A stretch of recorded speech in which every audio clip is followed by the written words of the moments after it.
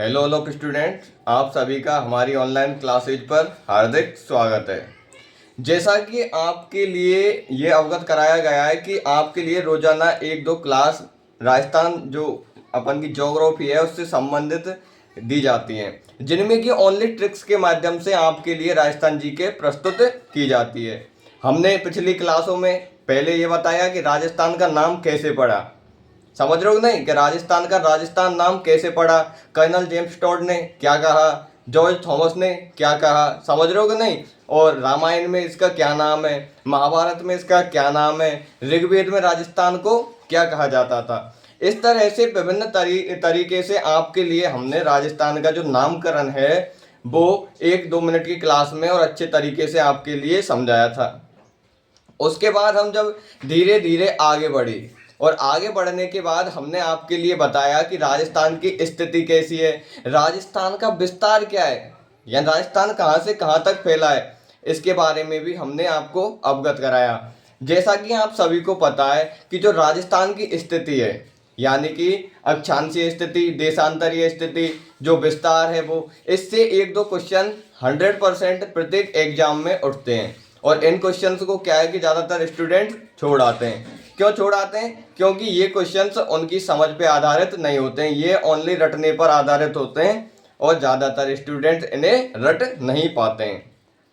अब हम अपनी जो श्रृंखला चल रही है उसमें थोड़ा आगे बढ़ेंगे और आगे बढ़ करके आपके लिए अब हम बताएंगे कि राजस्थान के भौतिक प्रदेश, समझ रहे हो कि नहीं। यानी कि कोई आदमी मरुस्थल में रह रहा है, कोई पूर्वी प्रदेश में रह रहा है, कोई दक्षिण में रह रहा है, कोई उत्तर में रह रहा है और कोई बीच में अरावली पे रह रहा है। तो हमें ये पता होना चाहिए कि वहाँ की जलवायु कैसी है, वहाँ का क्षेत्र कैसा है, क्या वहाँ कृषि की जा सकती है, क्या वहाँ सिंचाई की जा सकती है, क्या वहाँ पर तालाब सफिशिएंट मात्रा में उपलब्ध हैं। इस बारे में हम जानकारी किसके माध्यम से अवगत करेंगे, अपन की राजस्थान के भौतिक प्रदेशों के द्वारा, समझ रहे हो कि नहीं। अब इसमें क्या है कि जो राजस्थान के जो भौतिक प्रदेश होते हैं वो 2 भागों में बांटे गए हैं। कैसे? यानी कि भौतिक प्रदेश है भाई साहब, तो भौतिक प्रदेश अंदर 2 भागन में बांट देंगे। कैसे?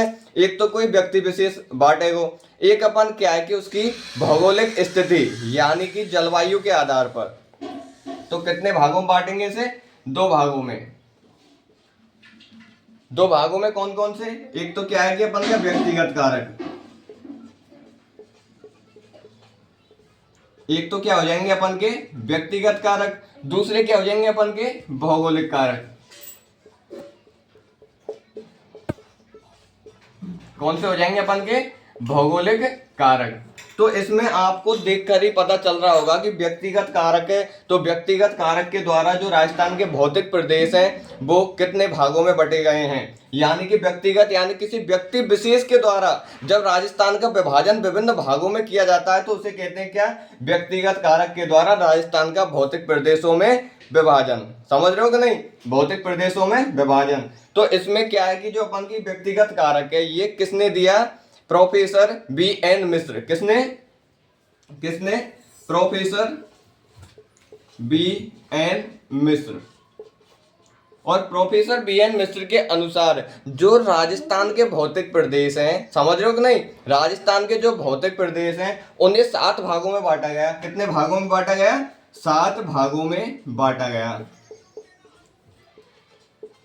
कितने भागों में बांटा गया? 7 भागों में बांटा गया। लेकिन अब तुम पूछेंगे गुरुजी 7 भाग कौन कौन से? क्यों? क्योंकि हम पे तो 7 भाग नियम है, लेकिन एग्जाम तो उन 7 भागों में से क्वेश्चन पूछ सकती है। क्यों? क्योंकि एग्जाम की डिमांड ही पार्ट है।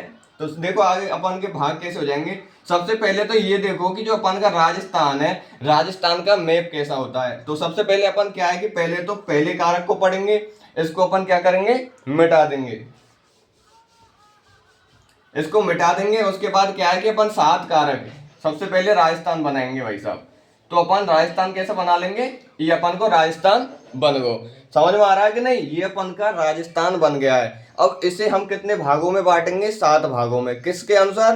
Professor B.N. मिश्रा के अनुसार इसे 7 भागों में बांटेंगे। अब 7 भाग कैसे हैं? इधर अपन का क्या हो जाएगा?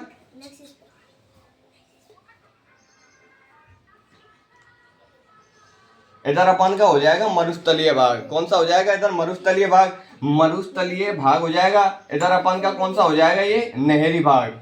समझ रहे हो कि नहीं? इधर अपन का कौन सा हो जाएगा? ये नहरी भाग। फिर इसके बाद अपन धीरे धीरे आगे बढ़ेंगे। आगे बढ़ने के बाद अपन का ये हो जाएगा अर्ध शुष्क। ये कौन सा हो गया अपन का? शुष्क भाग। ये अपन का शुष्क क्षेत्र हो गया। ये अपन का कौन सा हो गया? नहरी क्षेत्र। कौन सा हो गया? ये अपन का नहरी क्षेत्र। इसके बाद जब अपन यहाँ पे आएंगे, कहाँ पे? यहाँ पे आएंगे, तो ये अपन का कैसा हो जाएगा? अर्ध शुष्क। यानी कि अर्ध शुष्क यानी कि पूर्ण रूप से ये सूखा नहीं है, ये अर्ध रूप से क्या है? ये सूखा है। तो ये हो जाएगा अर्ध शुष्क। इसके बाद अपन यहाँ पे चलेंगे, तो ये क्या हो गया अपन की? अरावली क्षेत्र। क्या हो जाएगा अपन का? अरावली क्षेत्र हो जाएगा। समझ रहे हो कि नहीं समझ रहे? ये अपन का अरावली क्षेत्र हो जाएगा। यहाँ पे अपन का जो कोटा झालावाड़ टाइप में, वो क्या हो जाएगा अपन का? चंबल, या ऐसे क्या कह सकते हैं अपन? बीहड़ क्षेत्र। कौन सा हो गया? ये चंबल या बीहड़ क्षेत्र हो जाएगा। इसके बाद अपन कितने भाग हो गए? पहले भागन ने गिनो, तो अपन के हो गए 1 2 3 4 5। लेकिन अब अपन के दिमाग में ये कि अभी 2 भाग और टिक रहे हैं। अब 2 भाग कौन कौन से? तो भाई साहब 2 भागन ने यहाँ से तोड़ दो। तो ये अपन का कौन सा हो गया? ये अपन का हो गया दक्षिण पूर्वी कृषि क्षेत्र। ये अपन का कौन सा हो गया? दक्षिण पूर्वी कृषि क्षेत्र। कृषि क्षेत्र। समझ रहे हो कि नहीं? ये अपन का हो गया क्या? दक्षिण पूर्वी कृषि क्षेत्र हो गया। और ये अपन का क्या हो गया? अपन का पूर्वी पूर्वी औद्योगिक क्षेत्र। कौन सा हो गया? पूर्वी औद्योगिक क्षेत्र।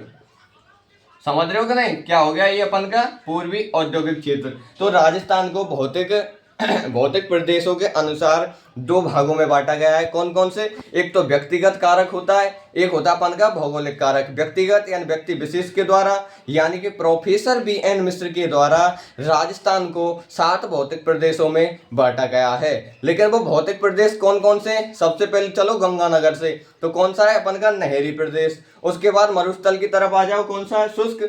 फिर क्या हो जाएगा? अर्ध शुष्क। फिर अपन का क्या हो जाएगा? अरावली क्षेत्र। उसके बाद अपन का चंबल या बीहड़।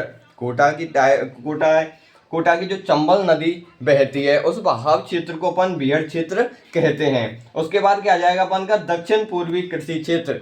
यानी कि जो अपन का डूंगरपुर, बांसवाड़ा, उदयपुर है, वो अपन का दक्षिण पूर्वी कृषि क्षेत्र हो जाएगा। और ये अपन का कौन सा हो जाएगा? पूर्वी औद्योगिक क्षेत्र। जैसे करौली, जयपुर आदि जो अपन के कौन से हो जाएंगे? पूर्वी औद्योगिक क्षेत्र। तो आपके समझ में तो आ गया होगा कि जो व्यक्तिगत कारक है उसके अनुसार राजस्थान को कितने भौतिक प्रदेशों में बांटा गया है और किस अनुसार इन्हें बांटा गया है। समझ रहे हो? किस अनुसार इन्हें बांटा गया है। तो ये अपन का हो गया कैसा? व्यक्तिगत कारक। अब इसके बाद अपन थोड़ा आगे चलेंगे, और आगे चल करके अपन क्या देखेंगे? भौगोलिक कारक।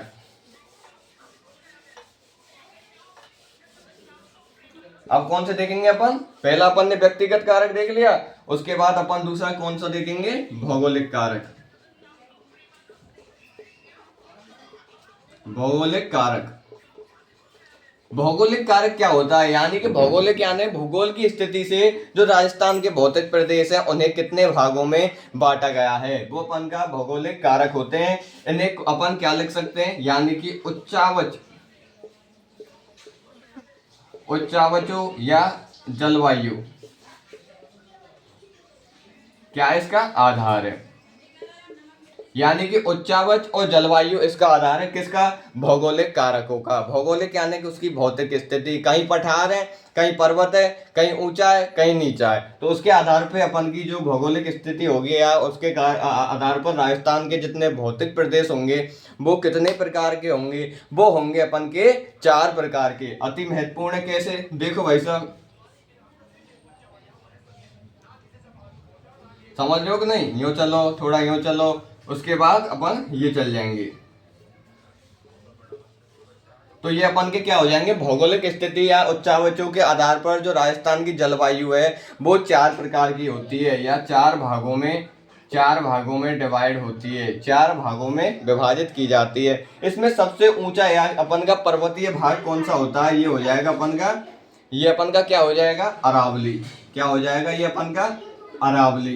इसके बाद अपन का ये क्या हो जाएगा हाड़ौती, क्या हो जाएगा ये अपन का हाड़ौती क्षेत्र। उसके बाद अपन का क्या हो जाएगा पूर्वी मैदानी भाग, क्या हो जाएगा उसके बाद अपन का पूर्वी मैदानी भाग हो जाएगा। इसके बाद जब अपन थोड़ा नीचे चलेंगे